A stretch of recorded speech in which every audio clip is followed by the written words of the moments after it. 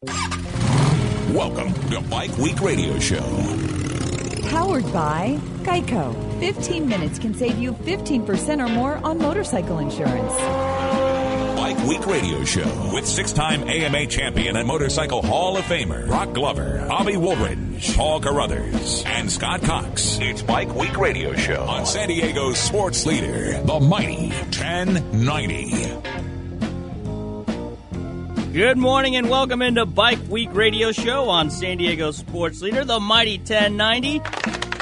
And Scott Cox, you finally made the show cut. Open. I love it. Yeah, almost before the our official third season celebration. Indeed. I'm in. I'm officially tapped into the gang here. Well, Scott Cox is back here with us. Paul Carruthers makes his glorious return in studio. Almost forgot what you look like, big guy. It's been so long. Man, it feels like I haven't been here forever. It even looks different. Is it just me, or did something change in here? We got new TVs. Yeah, I see courtesy that. of I Paul's noticed they TV. don't work. They're just like they're just there. No, we don't work. I didn't turn them on yet. But You didn't want to. I noticed there was a Supercross, like a hour-long program in the green room going on. We're in a drought and an nice. energy crisis, so you know what? I'm keeping the that's TVs it. off and drinking nothing but brown alcohol. Well, I definitely haven't been in a drought because I haven't seen the sun in about 3 weeks. It seems like everywhere we went, it was raining. So where we went refers to your work with MotoAmerica, and you've kicked off your enterprise. We're excited to hear about that, Paul. Yeah, we can talk a little bit about that later. We started our first season with our first two races. We were with MotoGP at Circuit of the Americas in Austin, Texas, and then the very next weekend we headed over to Atlanta, Georgia, to Road Atlanta for round two. And we're pretty happy with how things went. Except we did get some bad weather and lots of rain, but you know what? But the racing was good. The racing was good. The racing was safe, and the teams and riders seemed happy, and I think we're on the right track. Now we can make a few adjustments in the next 3 weeks before we go again. And we'll definitely get into a little bit more of that later in the show. We'll also be joined at the bottom of the hour by Jacob Gagne. Very nice. Thank you for setting that up, Paul. Pronunciation? He's like he's like Maurice Chevalier over there. No, you'll enjoy talking to Jake. He's a nice kid, and he's one of our and he's a local guy. Yep, local San Diego boy, born and raised in Ramona, and I think he's like in Claremont now. And he surfs, and I believe he's a big Padre fan. And it'll be nice to have a local kid. It's also like nice. Us. Mm-hmm. Yeah, and he's one of our he's one of our up and coming stars, and he's won 3 of his first 4 races with us. So he's I like got guys it. like that. Well, we'll also talk to Todd Huffman later in the show as well. He's got a big announcement. It is big. He's big. Our buddy Todd has a new project. We always brought him on when he was talking about the Penton movie. The Penton movie is out there. You can check it out. And now, since he's got restless leg syndrome, apparently. He's always out there moving. And so Today he's got restless throttle syndrome. Restless Because he's throttle calling syndrome. us before he starts a really epic, what should be an epic ride in the desert on 450s with some pals. Indeed. So we'll talk to Todd in just a little bit, but let's get the news going with Paul Carruthers. Nobody knows the news better than Bike Week Radio Show. This was an age when only men were allowed to read the news. And only Bike Week Radio Show has the editor of Cycle News. And in San Diego, one anchorman was more man than the rest. And now, here's the editor of Cycle News, Paul Carruthers. Hey, I'm here. We can do the news now. It's all right, everyone. We can do the news. Hold on. Everyone, why are we all standing around? Let's go. So we can get started here with a little MotoGP news. Let's do. While I was gone, I'm sure you witnessed the last race, which was just incredible. It just gets better every week. No, I don't care what anybody said. It's difficult to find a better racing series than MotoGP right now. I mean, those guys are just. It's unbelievable racing. It's like it's funny because I know a lot of people that watch Formula One, and I watch it a little bit myself. But it's like, okay, they have more passes in one lap than Formula One has in a season. They do. and the draw. I mean, it's just that series has everything right now. It's got the young 2-time world champion Marc Marquez, and then this resurgent Valentino Rossi, and that last round they left, with Marquez having that crash when he I don't know what he was thinking. And what a crash! But you know what? Here's my theory on this. Pat Cox and I were watching it, and And it really is a result of he gets away with everything. Right. And I'm not saying that in a negative fashion, but Marc Marquez is superhuman on a motorcycle, and I'm convinced he had a strategy where I'm just going to get in there, I'm going to run Valentino Rossi really hard into this turn, and I'm going to end up leading him coming out of the turn. Well, I think based on what he's been able to do so far, he's right. I mean, he's been able to get away with anything, but I think this might be a little head slap to him that, you can't just... He's in touch with his mortality. Yeah, I mean, what he tried to do there was just, holy smokes. I mean, Nobody else would have tried that. And it's probably a good thing that he didn't get away with it, because maybe he'll realize that that's not necessarily the way you need to go about what you're doing. I mean, the guy, Rossi, obviously had a better tire choice. He ran him down from 4 seconds. Sure. At that point, you almost realize, okay, this guy just caught me from 4 seconds. There's not going to be much I can do with him. Right. And, just running into the side of him probably wasn't the right thing that better to do. tire choice, they were on, I maybe because of your closer connection to the whole world of road racing, when's the last time the guys had a choice of an extra hard Well, it's tire? funny because I was watching it with Wayne Rainey in the press room at Road Atlanta because it came on, midday our time there. And we didn't know there was... An extra hard We tire. didn't know they had an extra hard, so it's obviously, I don't know if it's new in their allotment or they've always had it, but it's never really worked anywhere. Right. So I can't it wasn't remember an option. anybody ever picking an extra hard tire. Yeah. So anyway, he made the right decision, and then that guy's amazing to me. is. I mean, I don't know what it is. He's just got it. He's just a superstar. He makes all the right decisions. He makes all the right choices. His name's Valentino Rossi. I know. What a name. He doesn't seem to age. Well, now he woke up yesterday to the news that Marc Marquez broke his little finger. Dirt track racing. Dirt tracking. I don't even think it was racing. It was just training riding with it. dirt track. And he had to have surgery yesterday. I guess it's his left little finger, which isn't as bad as his right. I mean, we'll see. I mean, I'm sure Clutch hand versus throttle hand. Yeah, it's just a pain issue, I would think, more than anything. So he had surgery on that yesterday. And it's interesting, the press release that came from HRC, the quote was, he has not been ruled out, which, what does that mean? He might ride. Well, I think he's going to, I mean, I would be really surprised if he doesn't ride. He's 30 points behind. If he has any Wayne Rainey about him, I mean, you told me an amazing story in the green. Yeah. Share that with us. Yeah, I mean, I think Wayne at some point had to make a decision between getting surgery on his finger and just having it cut off. So he could race. And he elected to have it cut off. And he says, I've got 9 others. Take it. Yeah, I mean, it's just the little one. You wouldn't want it to be your thumb or your pointy finger or whatever, but that one, I mean, nobody even wears a ring on that thing. So anyway, he's got he'll be fine. I mean, he's not going to be fine. Obviously, there's going to be some pain. He had his surgery on Saturday. They start riding on a Friday, so that's what. But the pain 6 days. of missing an event would outweigh the physical pain. Right. So it's going to be interesting to see. Obviously, when he does race, he's not going to be 100%. So and Rossi's not the type to not take full advantage of what's handed to him. So I think it'll be. And if I was Marquez, I wouldn't want to face my friend Livio Supo and tell him. I'm not sure. I know I DNF'd last week, but I'm not sure that I'm going to ride. Well, yeah, I mean, I'm sure they're to the point of telling him to put that dirt tracker away until, October or something. But I'm guessing they're all dirt tracking and honing their skills. Yeah, I mean, that's the thing with it. I mean, if you're a motorcycle racer, you have to ride motorcycles, and sometimes we fall off of them. But I mean, you can't tell the kid not to do it. I mean, it's obviously part of his success. Stay off of those bikes. But yeah, he's a little injured. Also, I see that Ryan Villapoto is not going to ride today in the Dutch Grand Prix after, I don't know who saw it last week, but that crash he had was pretty crazy. Where it just he took it right in the coccyx. That's a medical term. Yeah, easy. It's your tailbone actually, but for the rest of us, Dr. Cox over there. That was beyond wheeling over backwards. It was crazy. I mean, it was nuts. You don't really. It looks like something you see. It's like a skyhook grabbed his front wheel. Right. From a blimp, a dirigible. So that hurt him. So he's had a rough go of it so far. It's hard not to feel a little sorry for the guy because he's. Yeah. And kind this of adds a human element to a guy who otherwise is pretty. Right. I mean, he was like he's the guy. He's kind of a Marquez in a way where he could get away with there was no wrong that happened. He just he would he bounced back. And, from I watched stuff that race from Italy last week. That was a gnarly track. It was.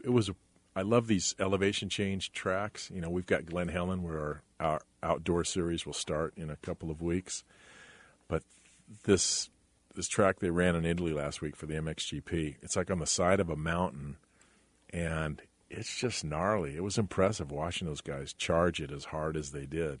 Yeah, I think the tracks are obviously a lot different than what he's used to. Yeah. And I read an interview with him somewhere where he said as much. But, I'm surprised. I wasn't of the opinion that he was going to win every moto like there was a lot of people thought. But, I definitely thought he'd somehow figure out a way of being world champion. And I think so. He's got a tough road to make that happen at this point, although we're still early. But it'll be interesting to watch, and it obviously brings a lot more attention to that championship, at least from American side. So we also had a little Supercross yesterday. I don't know.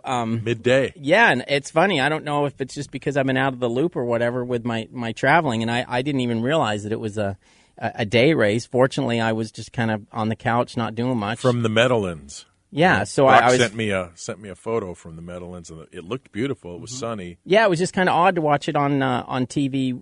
It's kind of different to watch a Supercross in daylight. It just didn't. Yeah.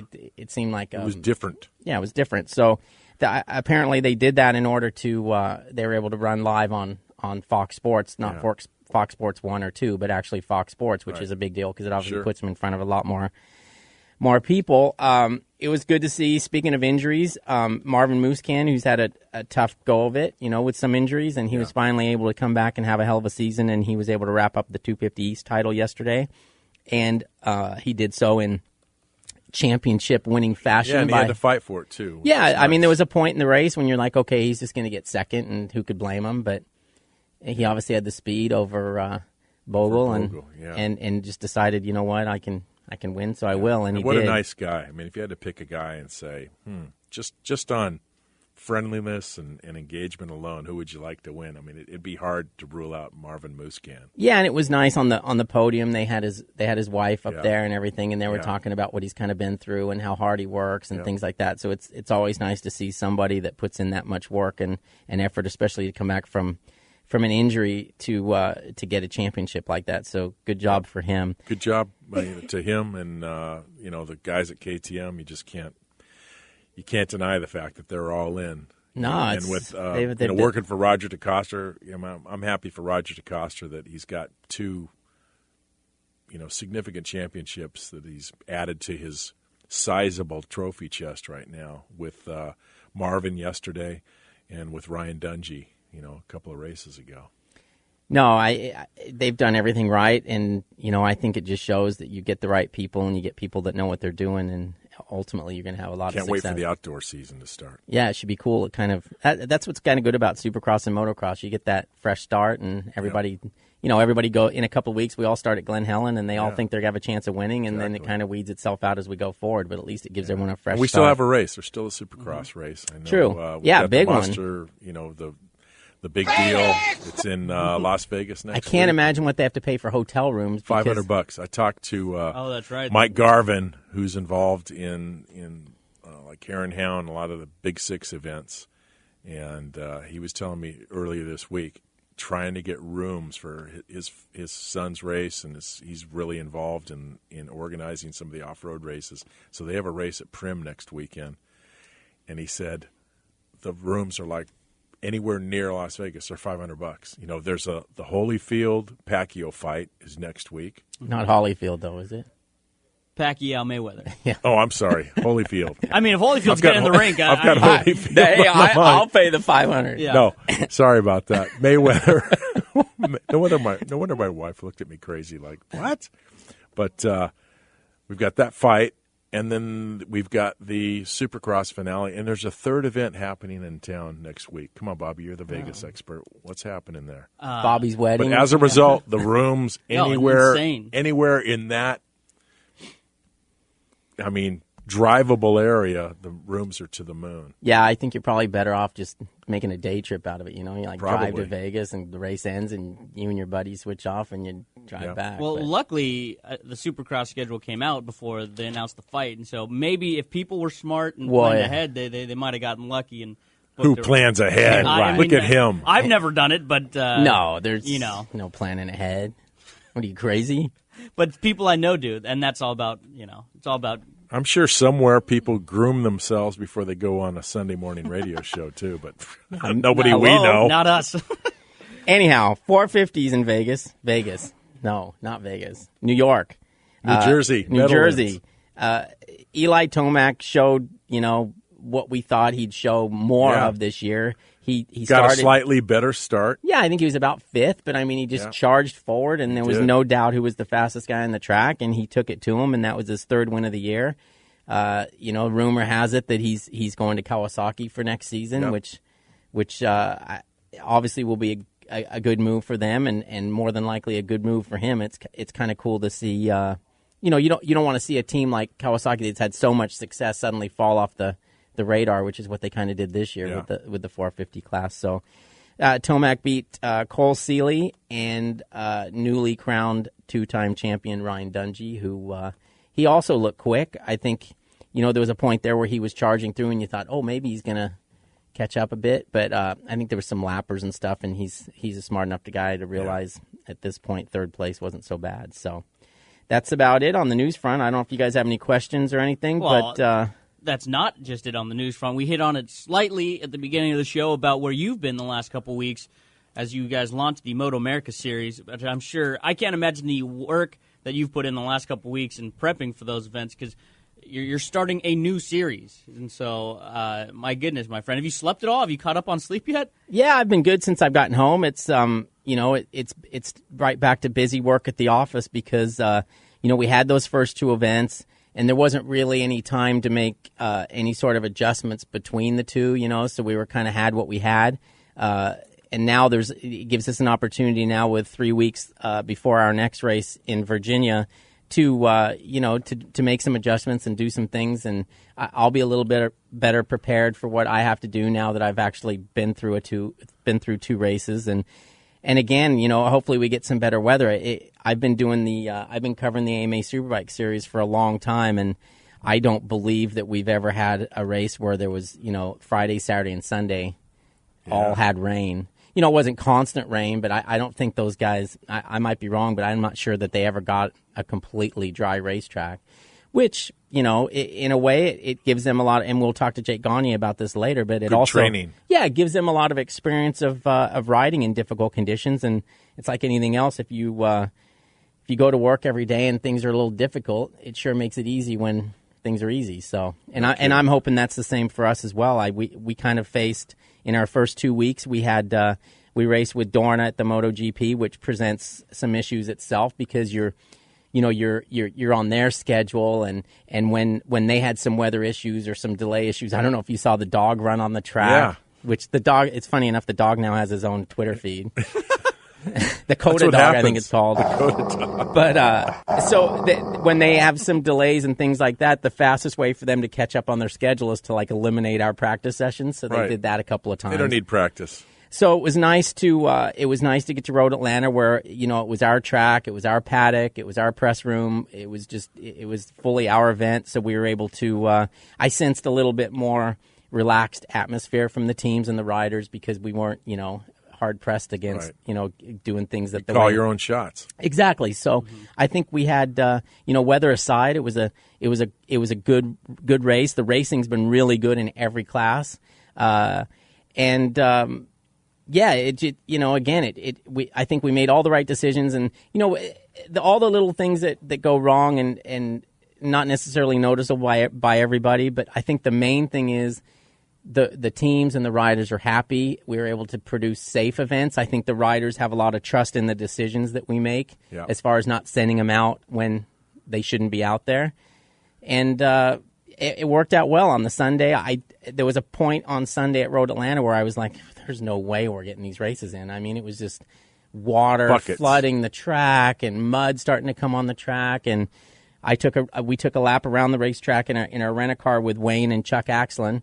And, we were like, I don't know, man. It's getting to that point where you might want to start sending the people home so they're not sitting out in the rain. But I hate doing that. Right. And then the skies suddenly got a bit lighter, and believe it or not, we were able to get rid of the standing water in all those spots, and we made the racetrack safe, and those guys went out, and we got all the racing in on the Sunday. So, again, I think we faced maybe the worst of it. Any out of the blue things other than the weather you had to deal with? I mean, you're planning. You guys worked so hard before you ever left to do COTA, but any blasts out of the sky? You just said, "Oh no, we never anticipated this," or not really. Good or bad? Not really. I mean, we've had a few hiccups with our timing and scoring system, but we think those have been fixed. But no, I mean, it went pretty much to plan. It's sort of amazing when you get a lot of people. Actually, not as many as we probably need, but we got a lot of dedicated people, and they all did their job. And suddenly it just kind of takes shape and it somehow happens, I'm not necessarily sure how that guy did what he did, but he made it work. And he's probably not sure how I did what I did, but we made it work. And you come together as a team, and all of a sudden you've created this event, and it just flows.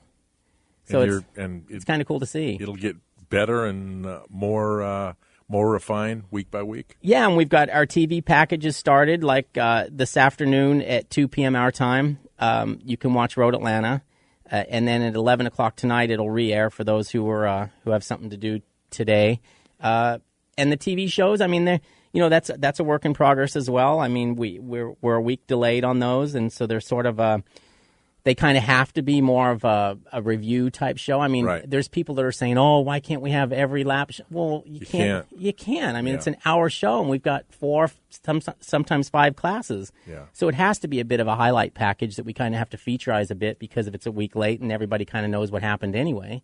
So you have to take a different approach to it. And the biggest thing we were able to do, and it came down to the 11th hour at Road Atlanta, but we're able to have live streaming now. So that's the hardcore guy that wants to watch the hardcore. Yeah, I mean it's perfect, because the hardcore guy can turn on his computer on a Saturday and a Sunday and watch basically everything we do the entire day. And if they want to sit there and do that and watch that it's stuff, available to them. It's perfect. And then the guy that's maybe not as hardcore can catch the show a week later and kind of get filled in on what exactly happened and go forward from there. But cool. I think the package is worked out, and I think it's pretty well rounded, and I think we're ready to go forward and get some sunshine and get some more races under our belt and continue to have really quality racing and be safe for everybody, and I think we're doing what we need to do.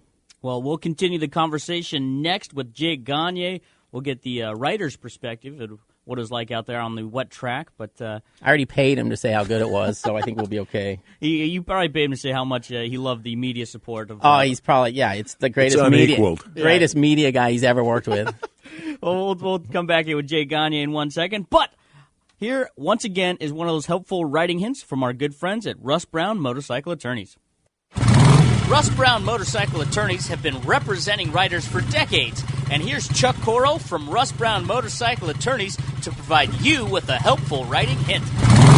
If you're going to trial on an accident case, it's important to make sure your lawyer has the right experts. Those include an accident reconstructionist, a board-certified medical doctor, and other experts sometimes are needed, such as truck experts, vocational experts, biomechanists, functional evaluators, life care planners, economists, and the list goes on. As a result, trials can be expensive. Always discuss with your lawyer the pros and cons of considering the insurance company's last offer before deciding to go to trial. This helpful hint has been brought to you by Russ Brown Motorcycle Attorneys at 1-800-4BIKERS or online at russbrown.com. Is that your duck? Yeah. His name is Manny. I didn't need the name. I just want you to get the... I heard about your special buy 3 tires, get the 4th for a duck. Oh, not a duck. A 4th tire for a buck. This is based on a true story. We here at Toyota Carlsbad would like to clarify that the special is buy 3 tires, get the 4th one for a buck. A buck? Not a duck. A buck. Right. Toyota Carlsbad. Details online at ToyotaCarlsbad.com or stop in and visit Toyota Carlsbad's new parts and service center west of I-5 on Avenida Encinas, Carlsbad. Toyotas only. No animals have been harmed in making this commercial. Here's an idea. Bear with me. You could save quite a bit of money just by switching your motorcycle insurance to Geico. Piles of it, in fact. But there may not be a lot of room on your bike for all that extra cash. So I had somewhat of an idea. You could get one of those nifty little sidecars, pile it up with all that money you just saved, and merrily drive on your way. It's just a thought. Just off the top of my head. Call Geico today for a free motorcycle rate quote. Geico, saving people money on more than just car insurance. Russ Brown Motorcycle Attorneys are the real deal. Russ Brown Motorcycle Attorneys. Their entire practice is dedicated to representing motorcyclists. As riders themselves, they understand why you ride, the issues you face, and the motorcycle culture. For over 30 years, Russ Brown and his partner Chuck Coro have been helping injured motorcyclists and their families get the care and compensation they deserve. Russ Brown Motorcycle Attorneys also created BAM. BAM! A nationwide buddy system of over 2 million riders helping riders in the event of a roadside emergency. BAM offers free legal advice, and thanks to Russ Brown, they have staff on hand to take your call 24/7, 365 days a year. Imagine a real person answering the phone 24/7. Just call 1-800-4BIKERS for more information and to get your BAM card today. If you go down, call Russ Brown, 1-800-4BIKERS, and online at russbrown.com. Hi, James here from Toyota of Escondido. Guys, if you're hearing this commercial, that means you are into powerful machines that go fast and are durable. Toyota of Escondido has the biggest selection in San Diego of Toyota Tacomas and Toyota Tundras. Whether for work or play, we can customize the truck of your choice into the truck of your dreams. Don't waste time anywhere else. Stop by or give us a call. Toyota of Escondido. Freeway Close, where Highway 78 meets Broadway, just east of the 15. This is Bike Week Radio Show with Bobby Wooldridge, Broc Glover, and Paul Carruthers on San Diego's sports leader, the mighty 1090.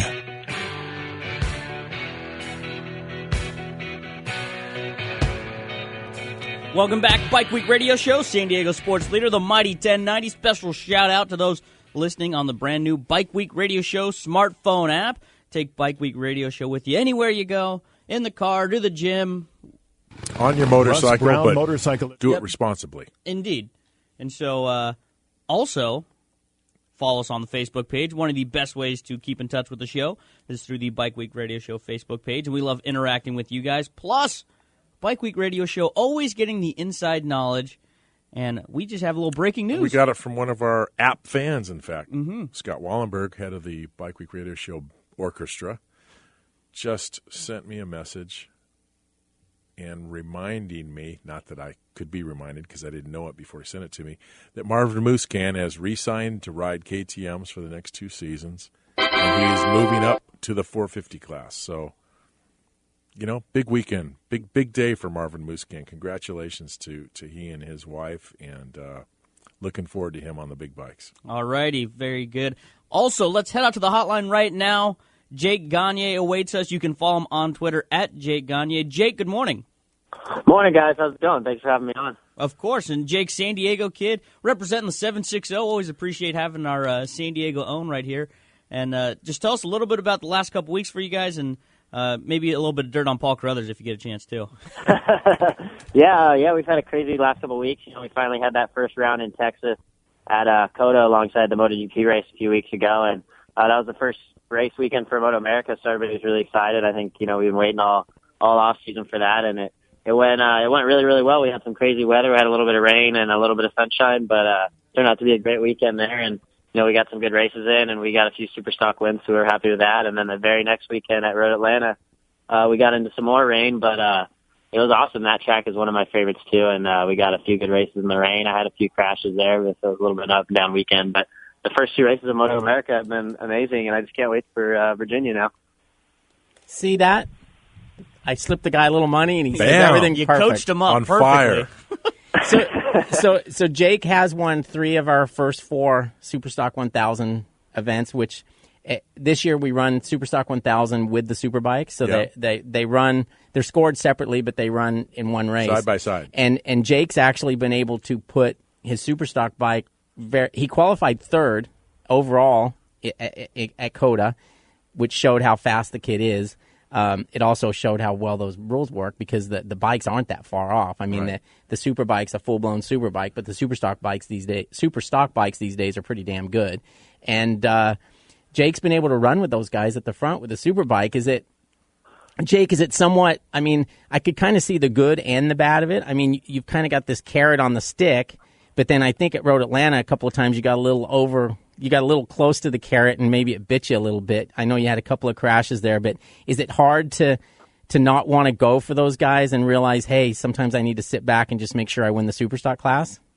Oh, yeah, absolutely. I think you asked Danny Walker, our team manager, that's his hardest thing is kind of hold us back from wanting to catch those guys, like you said, when they're right out there in front of you. That's what we want to do. But it shows how, like you said, it shows how close these rules are, and especially with this new Yamaha R1, the bike is amazing, and it just shows what it's capable of, and it's capable of running with those front Superbike guys. So, we'll see if we can keep getting closer and working on that bike a little bit more and have fun.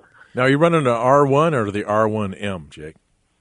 It's just the standard R1, actually, with the R1M with the carbon bodywork and some different suspension stuff that we use. We use Penske suspension on our bikes and stuff, so some things are different. Now, growing up here in San Diego, like I did, you grew up, and Paul also, you grew up in Ramona, so I'm just assuming with your motocross background, and I've seen some impressive videos you spinning laps at 212 land with your GoPro.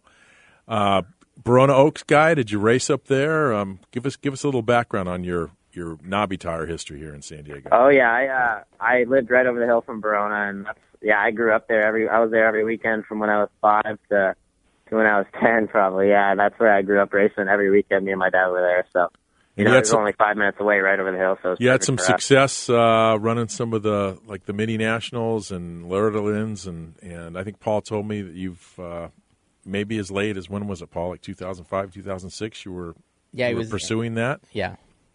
Yeah, I got a win at Ponca City in the national stuff on 65, and I did all that. I did a lot of Verona mini nationals growing up, and those are always a good time. And I did a lot of motocross racing up until I was 14, until I started the Red Bull Rookies Cup road racing deal. So, and what was so that was your first experience? I mean, when did you make that transition, or was there a plan ongoing when you were younger that perhaps you'd go to pavement, or was this just out of the blue? Tell us about that.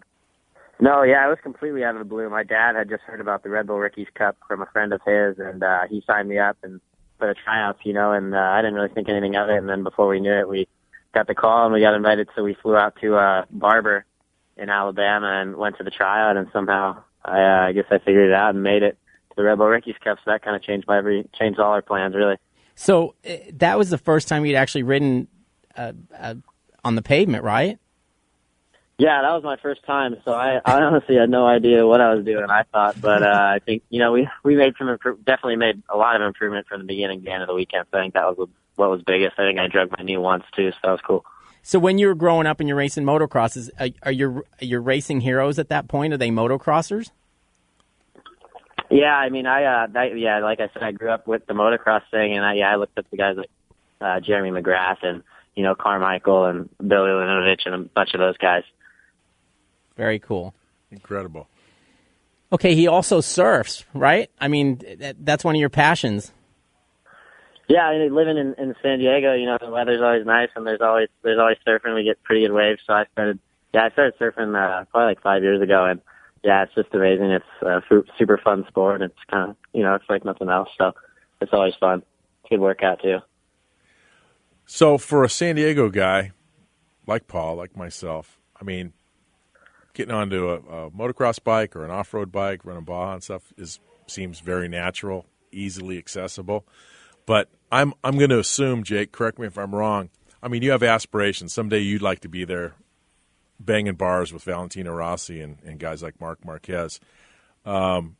Is that within the – is that your vision? You want to go, race the in the GP series over in Europe? Or where do you want to head with your career? Yeah, definitely. I think, the ultimate goal is MotoGP one day. And, I know it's cool, like what MotoAmerica is doing, is trying to bridge that gap for, the Americans to get over there and overseas where maybe it's a little bit bigger. And so it's cool to have that, that funnel system now, and hopefully that continues to work really well. Now, the weekend we just had at Road Atlanta, or actually so far what we've had this year, you've never ridden in the rain this much, have you? No, not at all. It's been crazy. We haven't even, I don't think we had one race last year, and the year before that we might have not even had any wet sessions. But now all of a sudden both of these first two weekends have been wet, so it's been pretty crazy, but hopefully we got it out of the way. And when you face weather like that, I mean, is it what exactly do you do to the bike other than putting tires on there? Do you soften the suspension? I mean, what goes through your head when you're ready to start riding in rain like that? That's different from in the dry. We obviously the rain tires are the biggest thing, and then soften up the suspension a little bit. But other than that, it's really not a whole lot different. Obviously, there's just a lot less grips. You just have to be way more careful, way more smooth on the controls. Especially on that gas and on that brake and picking that bike up and stuff. But it's just a whole different type of riding. Really, you have to be really smooth, really precise, and just really on your toes, really, because it can be slick. Like myself, I had those 2 crashes at Road Atlanta, both in the wet, so it'll get you. Was that a case? Was that too much brake, or did you hit painted line, or what happened in those 2 crashes? Yeah, the first one, I was coming down the hill, turn 4, and I just actually hit the paint on the inside, and in the rain, the paint is super slick. So I just tucked the front over that, and there was no saving that one. And then in the race, I just got on the gas a little bit too hard, and in the rain, and hit a little bit of a puddle, and just spun out and high-sided me. So it'll catch you out, that's for sure. And then you went back to the pits and got yelled at by Danny Walker? No, I didn't get yelled at quite, but just wanted to make sure I was okay. But they were ready to put the bike back together, like always. Do you spend much time with Danny up at his place in Colorado, or do you pretty much just come home and do your own thing here? I know he does the super camps, which use the little Yamaha dirt trackers. Do you partake in that much, or do you still do motocross mainly? Yeah, I mean, I do a little bit of both. I go home quite a bit to do my riding and my training and stuff at home, but I do a lot of those American super camps whenever I can, especially when they're in my area. And those are always awesome. We get to go out and help teach all the riders, and I always learn stuff myself. During doing the flat track thing, it's a lot of learning stuff with sliding the bike and just getting a feel for the bike being sideways and stuff. So that's really good. It's really helpful. Now, from what I've heard, you're the fastest motocrosser in our paddock by far. Is that accurate? I don't know. I mean, I'd like to think so. I've had a lot of experience on the motocross bike, so. All right, cool. And talk a little bit about this coming race in VIR. Is that a track that'll suit the Superstock bike over the Superbike? I mean, is it one of those ones where you think you can get pretty close? Yeah, I think so. I hope so. I mean, it's definitely a pretty tight, twisty track, a lot of turns. Last time I was there, it was in Red Bull Rookies Cup in 2008, so I'm excited to get back there because I love that place a few years ago, and especially on the 1000, that's going to be a fun track, and hopefully it's a track where it's going to suit our bike well, and we'll be able to get a little closer to those Superbike guys. Was it a big adjustment to make the jump? Last year, Jake rode a 600. Was it a big jump to go to the 1000, or is it not as bad as you thought? It's been a big jump for sure, but every time I'm on the bike, I just try to learn more and more and gain the knowledge. But I think the way I kind of rode a 600 suited the 1000 well. So when I got on it, I felt really comfortable pretty much right away, actually. And I had a lot of fun on the bike. I just love having a little bit more power, Jake, what's your recommendation for the future Jake Gagnes that are listening right now? I mean, what would you recommend to a young guy? Maybe a guy like you who is, motocross based. What's the next step? I mean, how do you get involved in road racing and go racing with you and the MotoAmerica series?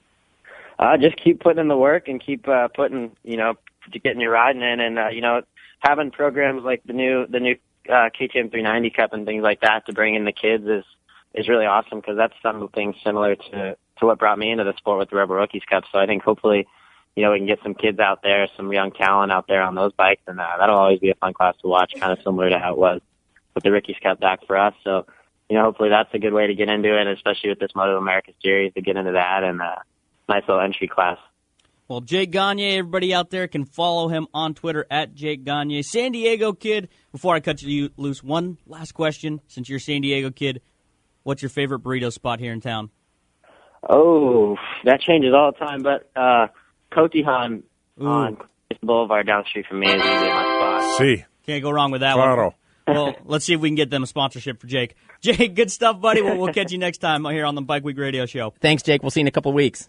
Thanks for having me on, guys. No problem. What a good guy, my friend. Paul, thank you very much for setting that up. Yeah, he's a nice kid. he's one of those kids that's willing to do whatever we need him to do to help, and he's into promoting things for us. So it's good to have him on the radio. So he'll fly a big old Bike Week radio show flag off the tail of his R1. Yeah, we can. We'll get the Red Bull taken off the bike and put Bike Week radio on there. Done. I'm sure Danny Walker would be just fine with that. Works for me. Coming up next, one of our good friends of Bike Week Radio Show returns to the airwaves, Todd Huffman, with a big special announcement, his next project. It's big. Scott Cox, you're part of that project, Pretty too. excited about this project, as many people are. We'll let you know what that project is when we come back right here on San Diego Sports Leader, the Mighty 1090. Russ Brown Motorcycle Attorneys are the real deal. Russ Brown Motorcycle Attorneys. Their entire practice is dedicated to representing motorcyclists. As riders themselves, they understand why you ride, the issues you face, and the motorcycle culture. For over 30 years, Russ Brown and his partner Chuck Coro have been helping injured motorcyclists and their families get the care and compensation they deserve. Russ Brown Motorcycle Attorneys also created BAM. BAM! A nationwide buddy system of over 2 million riders helping riders in the event of a roadside emergency. BAM offers free legal advice, and thanks to Russ Brown, they have staff on hand to take your call 24/7, 365 days a year. Imagine a real person answering the phone 24/7. Just call 1-800-4BIKERS for more information and to get your BAM card today. If you go down, call Russ Brown. 1-800-4BIKERS and online at russbrown.com. Here's an idea. Bear with me. You could save quite a bit of money just by switching your motorcycle insurance to Geico. Piles of it, in fact. But there may not be a lot of room on your bike for all that extra cash. So I had somewhat of an idea. You could get one of those nifty little sidecars, pile it up with all that money you just saved, and merrily drive on your way. It's just a thought. Just off the top of my head. Call Geico today for a free motorcycle rate quote. Geico, saving people money on more than just car insurance. Is that your duck? Oh, yeah. His name is Manny. I didn't need the name. I just want you to get the... I heard about your special buy 3 tires, get the fourth for a duck. Oh, not a duck. A fourth tire for a buck. This is based on a true story. We here at Toyota Carlsbad would like to clarify that the special is buy 3 tires, get the fourth one for a buck. A buck? Not a duck. A buck. Right. Toyota Carlsbad. Details online at ToyotaCarlsbad.com or stop in and visit Toyota Carlsbad's new parts and service center west of I-5 on Avenida Encinas, Carlsbad. Toyotas only. No animals have been harmed in making this commercial. This is Bike Week Radio Show with Bobby Wooldridge, Broc Glover, and Paul Carruthers on San Diego's sports leader, the Mighty 1090.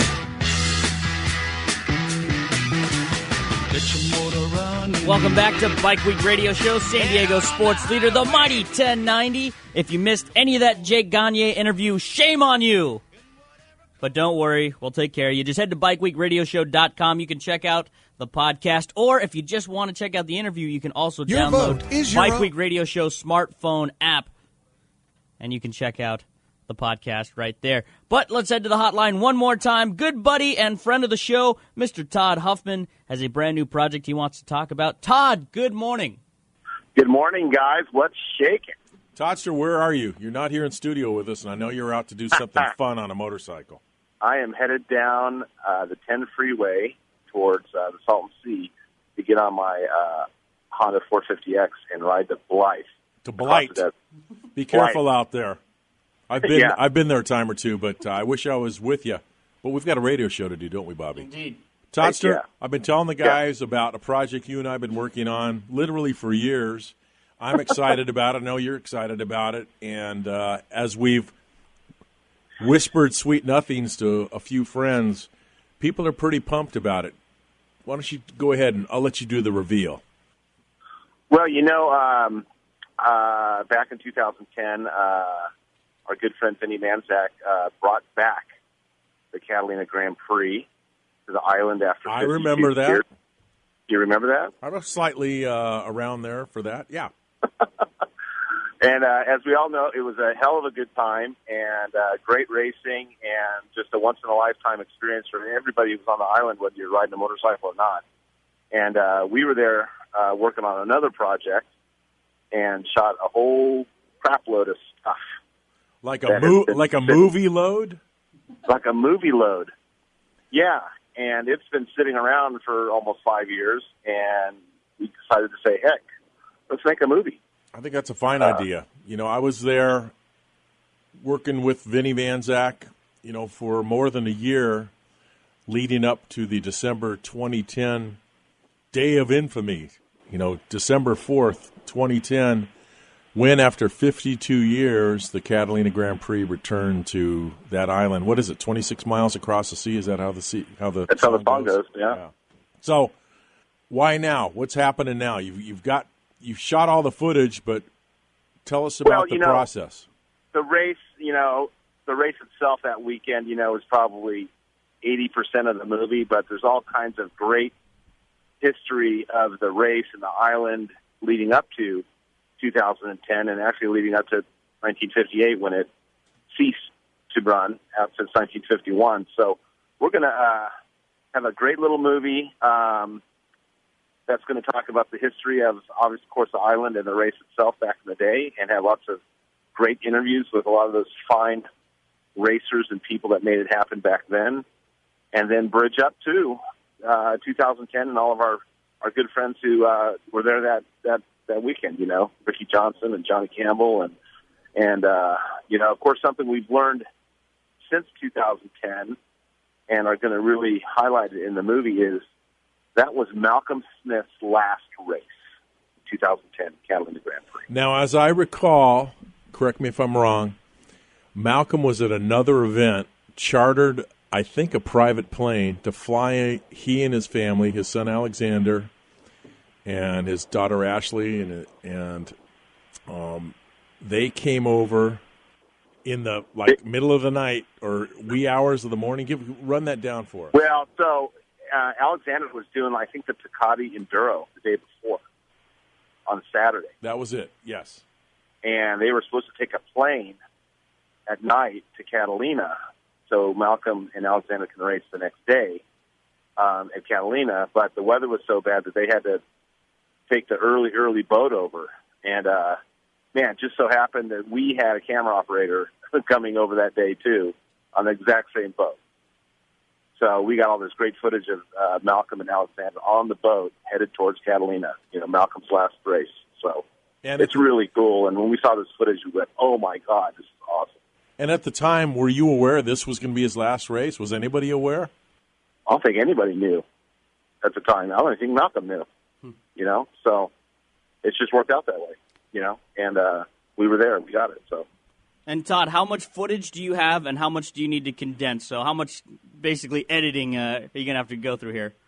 We got a lot of editing to do. I mean, this is going to be, I'll say, an easier project than the Penn movie, which we just finished, because, we're really dealing with, a little snapshot of history back on the island, one era and then one weekend, not 125 years of a man and a family's life like we had to cover in the Penn movie. So we have a ton of footage from the whole weekend in Catalina, and we really want to kind of condense it down to where that 2010 event is probably, I don't know, an hour or so of the movie, 45 minutes, and that's going to be, we have another 20 or 30 work. minutes of the history of the island, we're guessing, and but I'd say it's 85% already shot, which is great. So we just got to do a bunch of interviews and at least let me not forget who's narrating this movie. Let's talk about that guy.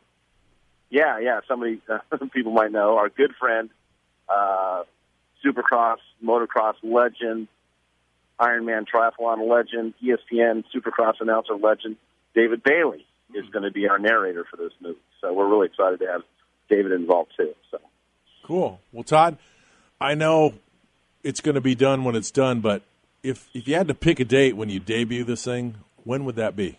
I mean, if all things fell into place and we really started kicking ass with our fundraising and sponsorships and all that here in the next month or so, and to have the thing out in December, the 1st of December, tying to the 5-year anniversary of that wonderful weekend on Catalina in 2010 would be ideal, but it'll get done when it gets done. We want it right, not necessarily timed for a certain event. So. And Todd, like you said, though, this is going to be a process. Where can people follow it, and if they want, contribute to the project?